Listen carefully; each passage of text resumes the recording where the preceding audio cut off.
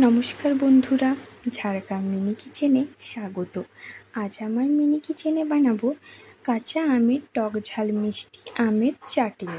তার জন্য আমি প্রথমে আমগুলোকে ছোট ছোট করে কেটে রেখেছি। তারপর একটা কড়া বসিয়ে নিয়েছি। কড়ার মধ্যে প্রথমে আমি দিয়ে দেবো তেল, তারপর দিয়ে দিয়েছি 5 ফোড়ন, তারপর দিয়ে দেবো একটা শুকনো লঙ্কা। এরপর এটাকে গরম হওয়ার জন্য আমি রেখে দিয়েছি। তারপর কিছুক্ষণ নাড়াচাড়া করে নেব।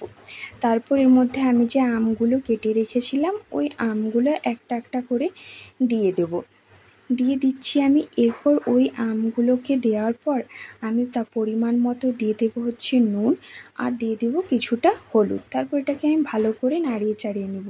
তো বলো বন্ধুরা, আমার ভিডিও তোমাদের কেমন লাগছে, মিনি কিচেনের ভিডিওগুলো তোমরা অবশ্যই কমেন্ট করো। এরপর কি রেসিপি দেখতে চাও, তাহলে আমি সেটা করার চেষ্টা করব। তো দেখো আমি নাড়িয়ে চাড়িয়ে নিয়েছি।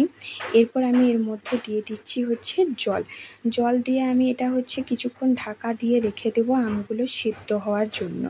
আমগুলো আমার প্রায় সিদ্ধ হয়ে গেছে, তার জন্য আমি দিয়ে দিলাম চিনি দিয়ে দিয়েছি। এরপর দেখো আমার চাটনিটা হয়েই গেছে। তো ভিডিওটি যদি ভালো লাগে অবশ্যই লাইক, কমেন্ট, সাবস্ক্রাইব করবেন। ধন্যবাদ, দেখা হচ্ছে পরের ভিডিওতে। বাই।